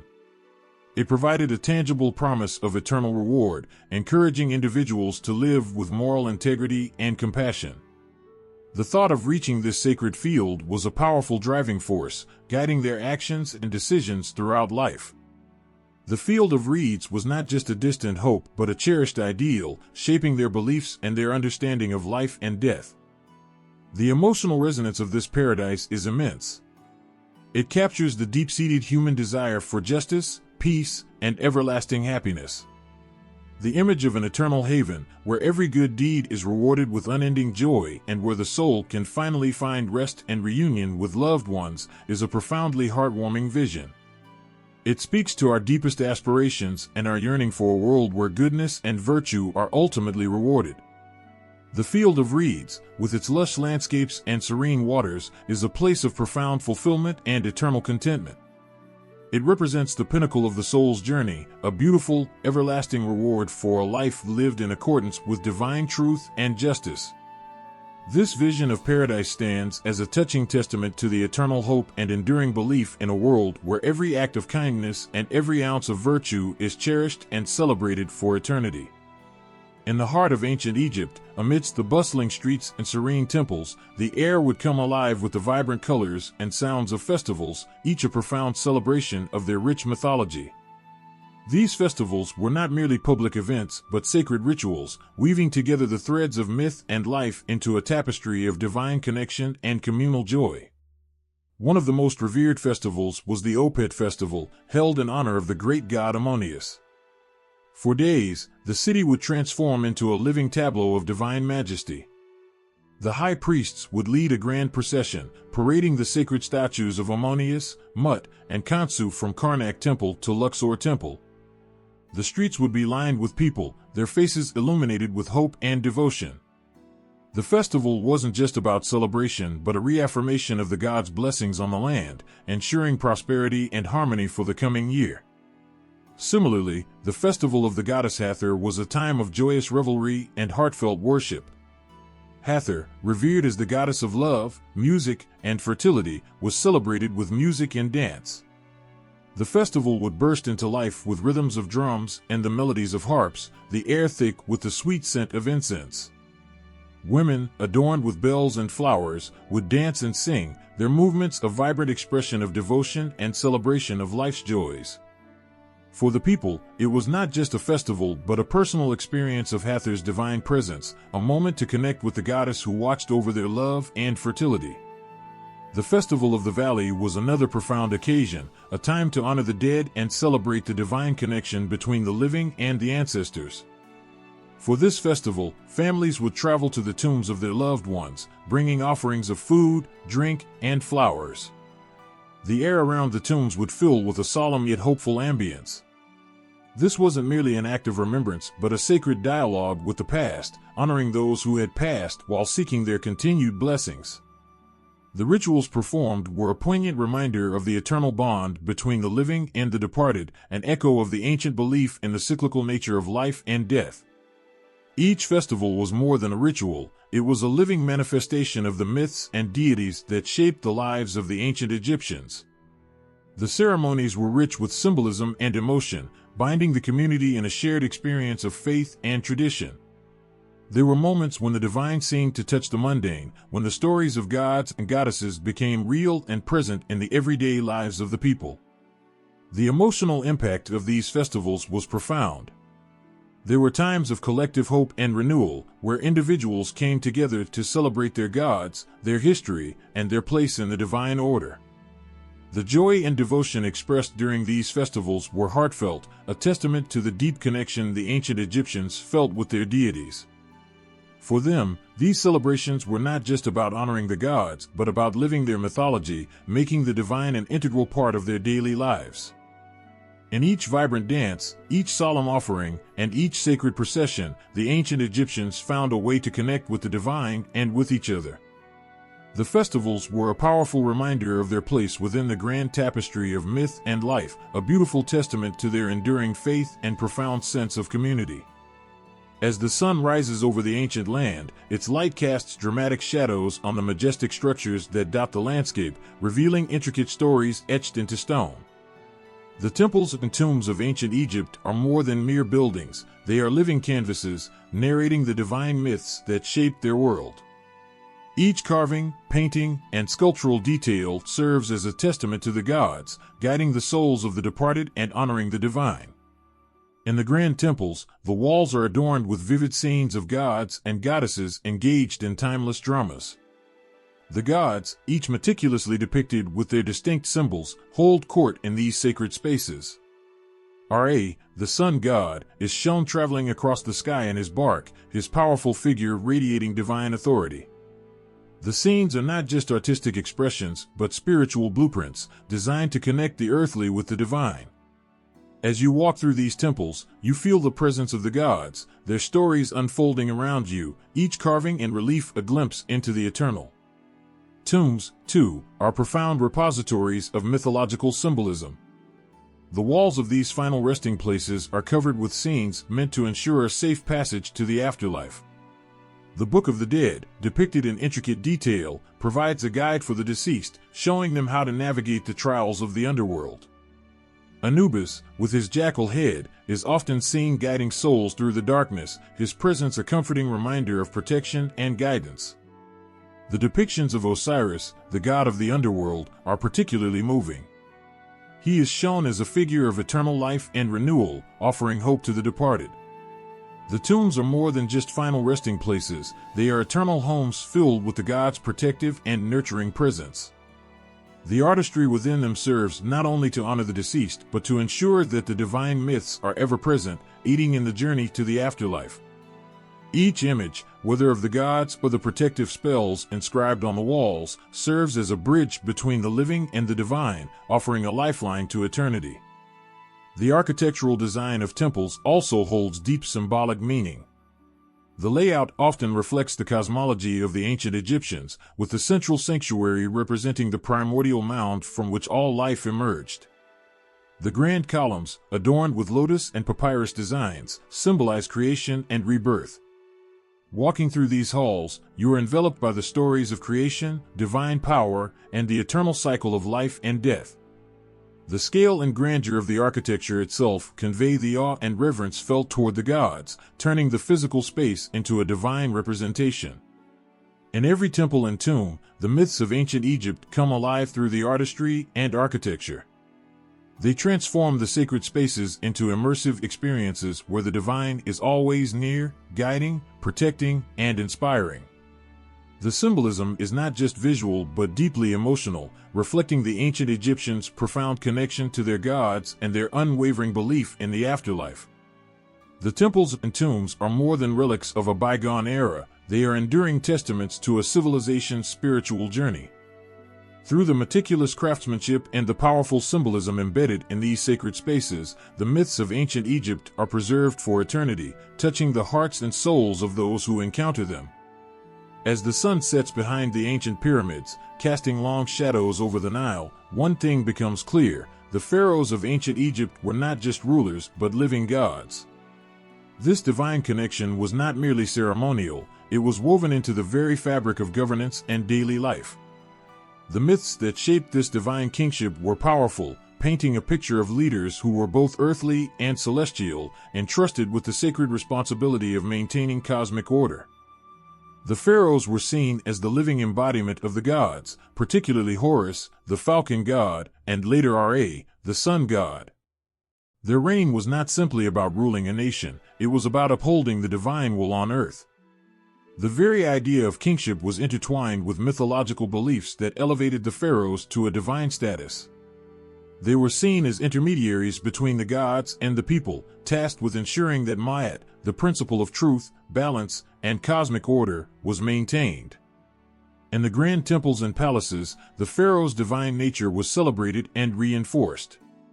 The rituals performed by the pharaoh were not mere formalities, but sacred acts that connected the heavens and the earth.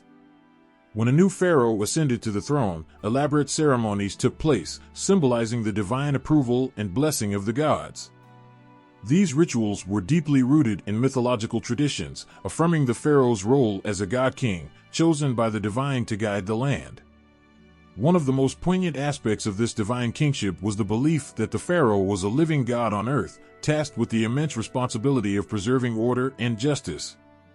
The myths described how the gods themselves had once walked among humans, and now the pharaoh was their earthly representative. This belief was not just a title but a profound duty.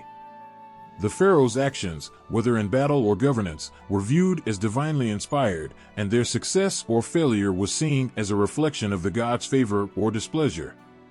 The role of the pharaoh extended beyond governance, it was also about ensuring the prosperity and well-being of the land. The myths suggested that the pharaoh's divine status was directly linked to the fertility of the Nile and the abundance of the harvest. If the land flourished, it was a sign that the gods were pleased with the ruler.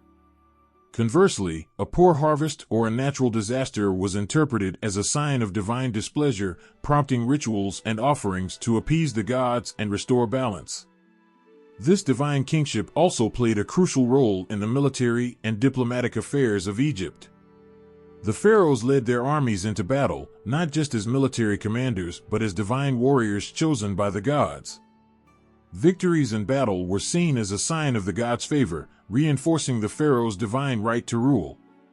In times of peace, the pharaoh's diplomatic efforts were also viewed through the lens of divine will, as they sought to forge alliances and secure Egypt's place in the cosmic order. The connection between myths and governance extended to the pharaoh's role in the afterlife. The belief that the pharaoh would continue to influence the world even after death was a powerful motivator. The grandeur of the pyramids and tombs, filled with inscriptions and artifacts, was a testament to the belief that the pharaoh's divine journey did not end with death but continued in the afterlife. The myths provided a blueprint for this journey, guiding the pharaoh through the trials of the underworld and ensuring a place among the gods. In every aspect of their rule, from governance to military leadership and spiritual guidance, the pharaohs embodied the divine myths that shaped ancient Egypt. They were not just rulers, but the living manifestation of the gods' will, entrusted with the sacred responsibility of maintaining cosmic balance. This profound connection between mythology and kingship created a legacy that continues to captivate and inspire, reminding us of the deep bond between divine belief and earthly rule. Amidst the sands of time and beneath the ancient shadows of the pyramids, the legends of Egypt come alive through the deeds of its mythical heroes. These are not just stories, but echoes of valor and sacrifice that have transcended millennia. Each hero, with their remarkable feats, carved their names into the annals of myth, their actions shaping the very essence of Egyptian lore. First among these legendary figures is the mighty Horus, the falcon-headed god whose tale is a cornerstone of Egyptian mythology. Born from the divine union of Isis and Osiris, Horus's journey was nothing short of a celestial epic. As a child, he faced unimaginable trials. His father, Osiris, had been brutally murdered by the chaos god Set, and Horus's destiny was to avenge this death and reclaim his rightful place as ruler. The struggle between Horus and Set was fierce and filled with peril. Horus, embodying both courage and divine justice, fought valiantly. His battles were not merely physical, they symbolized the eternal struggle between order and chaos. When Horus finally triumphed, it was not just a victory in battle but a restoration of balance and harmony to the world. His heroism offered hope and demonstrated that even in the face of overwhelming odds, righteousness could prevail. Then there's the tale of the great god Thoth, who, though not a warrior, exhibited unparalleled wisdom and magical prowess.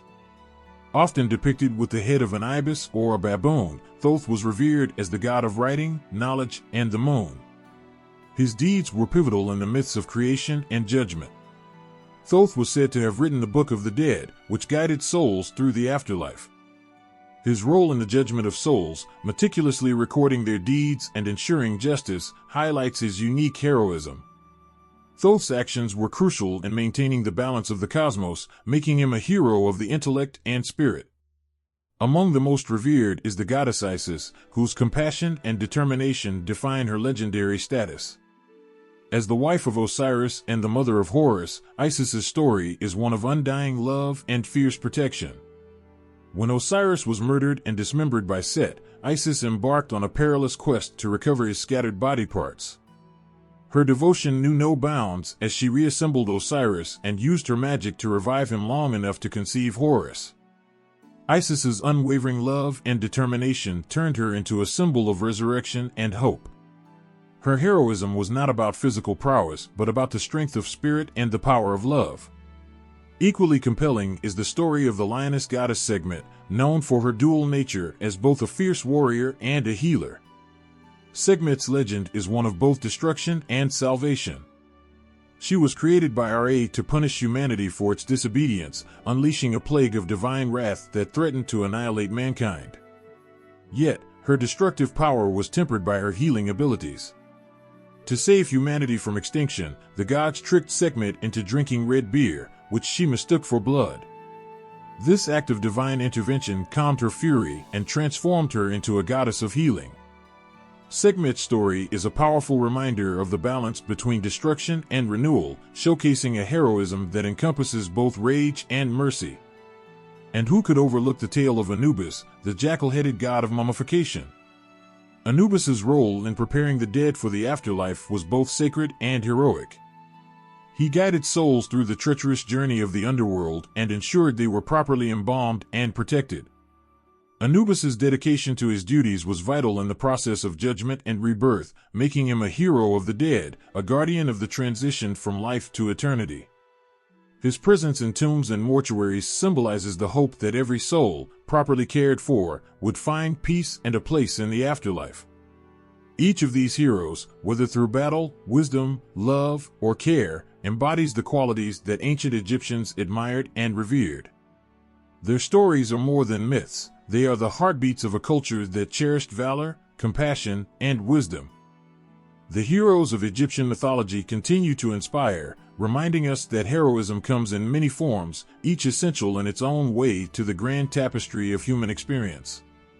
In the golden haze of ancient Egypt, where the Nile's waters flowed like the veins of the earth, animals were more than mere creatures. They were sacred symbols woven into the fabric of the divine. Each animal carried a profound significance, embodying the qualities of gods and goddesses whose stories shaped the lives of the people and the essence of their beliefs. The majestic falcon soars high above, embodying Horus, the god of the sky and kingship. With keen eyes and powerful wings, the falcon symbolizes vision, protection, and royal authority. In the ancient city of Edfu, temples dedicated to Horus stood as grand testaments to his dominion. The falcon's sharp gaze was seen as a guiding light, watching over both the living and the dead, ensuring that justice and order reigned supreme. The image of Horus with a falcon head became a symbol of divine oversight, reflecting his role as a guardian and a ruler who stood vigilant against chaos and corruption. Then there is Anubis, the god of mummification, often depicted with the head of a jackal. The jackal, known for its scavenging nature, was associated with the cemeteries and the underworld.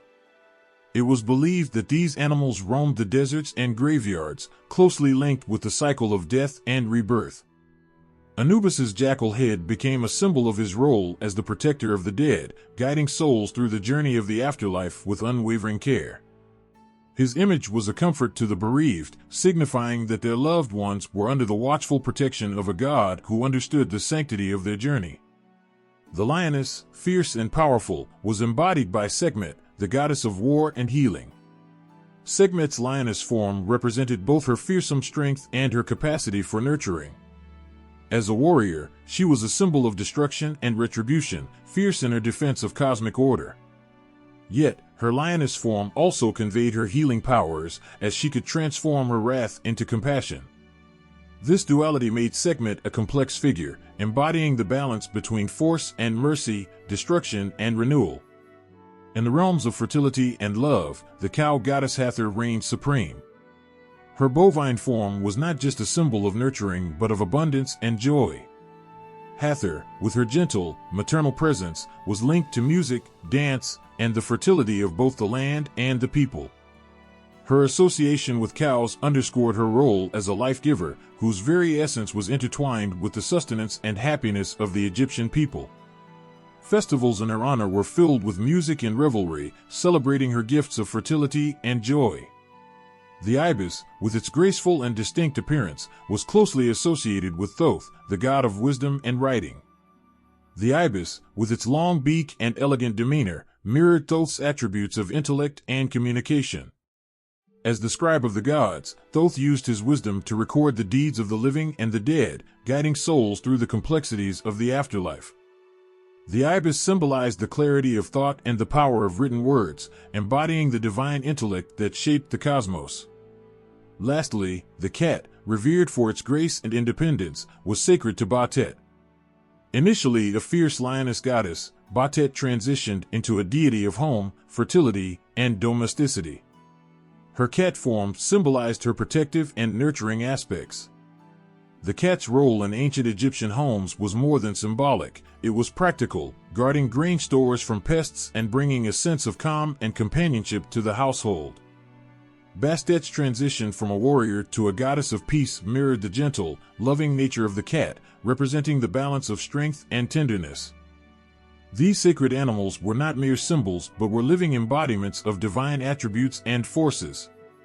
Each animal's essence was intertwined with the gods they represented, making them integral to the spiritual and everyday life of the Egyptians. Through these creatures, the ancient people connected with the divine, finding meaning and reassurance in their presence. The sacred animals of Egyptian mythology thus stand as timeless reminders of the profound connections between the natural world and the divine. reflecting the deep reverence and understanding of the ancient Egyptians. Across the ancient world, the echoes of Egypt's myths reached far beyond the Nile's banks, weaving their way into the cultural and spiritual tapestries of neighboring civilizations. The grandeur of Egypt's gods and goddesses, their tales of creation, destruction, and rebirth, left indelible marks on the myths and beliefs of peoples far from Egypt's shores. In the lands of Mesopotamia, where the Tigris and Euphrates cradled early civilizations, echoes of Egyptian mythology found their way into the stories of gods and creation. The gods of Mesopotamia, like the Sumerian Enki and the Babylonian Marduk, bore similarities to Egyptian deities in their roles as creators and protectors. Enki's wisdom and Marduk's role in shaping the world mirrored the attributes of Thoth and Atum. Mesopotamian myths about the creation of humanity and the struggles between gods reflected Egyptian influences, intertwining the stories of gods and the cosmos. The Greeks, with their pantheon of gods and complex mythologies, were also touched by the ancient Egyptian beliefs. As Greek explorers and traders ventured into Egypt, they encountered a pantheon so rich and mysterious that it left a lasting impression on Greek thought. The figure of Osiris, with his narrative of death and resurrection, found its way into Greek mythology. The Greeks adapted Osiris into Dionysus, a god associated with rebirth and the afterlife. This blending of Egyptian and Greek myths created a shared narrative of life, death, and renewal that crossed cultural boundaries. To the south, in Nubia, Egyptian mythology seeped into the cultural fabric of a civilization that, while distinct, had deep connections with Egypt. The Nubians revered Egyptian gods like Ammonius and Ra, incorporating them into their own religious practices. The Nubian kings often aligned themselves with Egyptian deities, and Egyptian symbols became intertwined with Nubian iconography. The profound respect for Egyptian gods in Nubia highlighted the ways in which Egyptian religious ideas were embraced and adapted by neighboring cultures. Further to the west, the influence of Egyptian mythology can be seen in the art and rituals of the ancient Mediterranean world. The Phoenicians, skilled sailors and traders, carried Egyptian symbols and deities with them across the sea. Egyptian motifs, such as the ankh and the scarab, appeared in Phoenician art and jewelry, reflecting a cultural exchange that went beyond mere trade. The Phoenician goddess Astarte, with her associations with fertility and love, bore resemblances to the Egyptian Hathor, illustrating how Egyptian deities were woven into the religious fabric of the Phoenician world. In the distant lands of the Levant, where the ancient Canaanites dwelled, Egyptian influence was evident in their mythological and religious practices. Egyptian gods like Osiris and Ra were absorbed into local myths, often taking on new attributes and roles that resonated with Canaanite beliefs. The stories of gods who triumphed over chaos and ensured fertility found echoes in Canaanite deities, demonstrating the profound impact of Egyptian religious narratives on the region. Egypt's influence extended even into the far reaches of the ancient world, including the Roman Empire. As Egypt became a Roman province, the myths of the land were embraced by the Romans, blending with Roman beliefs and practices. The Egyptian god Serapis, a fusion of Osiris and Apis with Greek and Egyptian elements, became a prominent deity in the Roman Empire. Temples dedicated to Serapis were constructed across the Roman world, a testament to the enduring legacy of Egyptian mythology in shaping the spiritual landscape of the empire. Throughout these interactions, Egyptian myths did not merely cross borders, they transformed and adapted, enriching the mythologies of other cultures while leaving an indelible mark on their spiritual and artistic expressions. The stories of Egyptian gods and goddesses, with their profound themes of creation, death, and rebirth, found resonance in the beliefs of neighboring civilizations, creating a shared narrative that spanned the ancient world. As the Nile's waters flowed and the pyramids stood tall, the influence of Egyptian mythology reached out, touching the hearts and minds of peoples far and wide. In the blend of Egyptian and neighboring myths, one can see a beautiful mosaic of shared human experiences, transcending time and space to connect diverse cultures through the timeless stories of gods and heroes. In the shadows of towering pyramids and along the silent banks of the Nile, the myths of ancient Egypt continue to breathe life into the present. These age-old stories of gods and heroes, woven with threads of wonder and wisdom, have transcended millennia to touch modern culture and literature in profound ways. Think of the first time a reader opens a book like Rick Riordan's Percy Jackson and the Olympians, where Egyptian gods like Ra and Anubis stride into the pages, mingling with the Greek Pantheon. The vivid retelling of these deities and their stories in a contemporary setting brings the ancient world alive for a new generation, blending myth with modernity in a way that is both magical and relatable. It's as if the gods of old, with their powerful narratives and divine attributes, have walked straight off the dusty relics and into the hearts of today's readers. Movies too have embraced Egyptian mythology with open arms. Films like The Mummy and Gods of Egypt showcase the grandeur of ancient Egypt, reimagining the gods and their tales with dramatic flair and high-stakes adventures. These cinematic portrayals, while often embellished, offer glimpses into the timeless allure of Egyptian myths. They capture the imagination, illustrating how these ancient stories continue to inspire and captivate audiences around the world, bridging the gap between ancient deities and modern dreamscapes. The realm of art has not been immune to the enchantment of Egyptian mythology. In museums, the delicate hieroglyphs, grand statues, and intricate jewelry still whisper tales of gods and goddesses. These artifacts, once symbols of worship and power, now serve as a bridge connecting us to the ancient world. Modern artists and designers draw upon these symbols, creating works that echo the aesthetics and themes of ancient Egypt. The Ankh, the Scarab, and the Eye of Horus have found their way into contemporary art and fashion, melding ancient symbolism with modern design. In literature, Egyptian myths have found a unique place. Authors from various genres have been inspired by the rich tapestry of Egyptian stories.